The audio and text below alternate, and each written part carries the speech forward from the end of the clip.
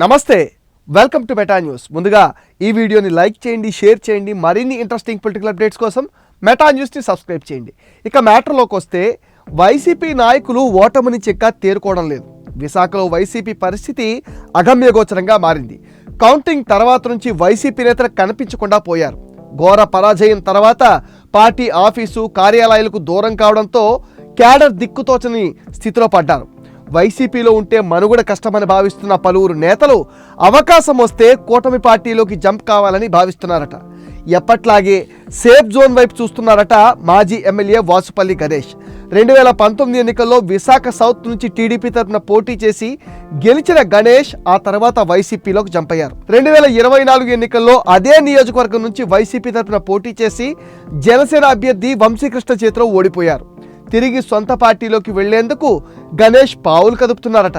అయితే కష్టకాలంలో పార్టీని వీడి వెళ్లిపోయిన నేతలను తీసుకునే ప్రసక్తి లేదని అధినాయకత్వం స్పష్టమైన సంకేతాలు పంపింది.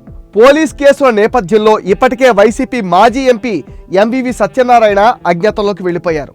ఎంవివి సత్యనారాయణ, ఆయన అనుచరుడు జీవి వెంకటేశ్వరరావు వేల కోట్ల ఆస్తులను, స్థలాలను సంపాదించుకున్నారు. వీరిపైన కేసులు కూడా నమోదయ్యాయి.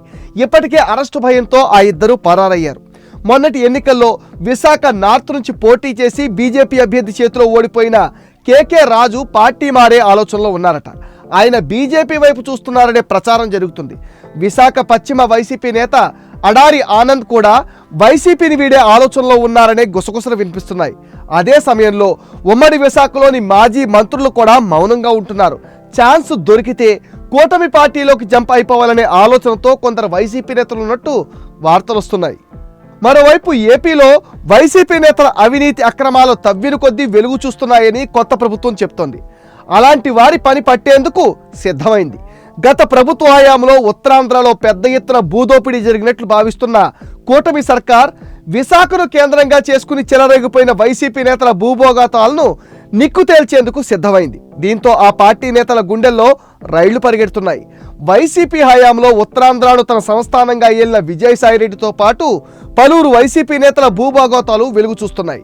విశాఖ, విజయనగరం, శ్రీకాకుళం జిల్లాల్లో సుమారు 40,000 ఎకరాల ప్రభుత్వ, ప్రైవేట్ భూములను వైసీపీ పెద్దల వశమయ్యాయనే ఆరోపణలు వచ్చాయి. అదంతా బయటికి తీసే పనిలో కూటమి ప్రభుత్వం నిమగ్నమైంది.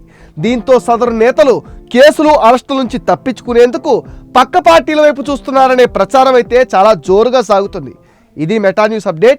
ఈ వీడియోని తప్పకుండా లైక్ చేయండి, షేర్ చేయండి. అండ్ ఈ వీడియో పైన మీ విలువైన ఒపీనియన్ని కామెంట్ సెక్షన్లో పోస్ట్ చేయండి. మీరిచ్చే కామెంట్స్తో మరిన్ని ఇంట్రెస్టింగ్ వీడియోలు మీకు అందిస్తాం. ఫ్రెండ్స్, మీరిచ్చిన సపోర్ట్తోనే మేము 85Kకి రీచ్ అయ్యామండి. ఈ ఛానల్ని 100K చేయాల్సిన బాధ్యత మీదే. దానికి మీరు చేయాల్సిందల్లా ఈ వీడియోస్ని మీ ఫ్రెండ్స్ అండ్ ఫ్యామిలీకి షేర్ చేయండి.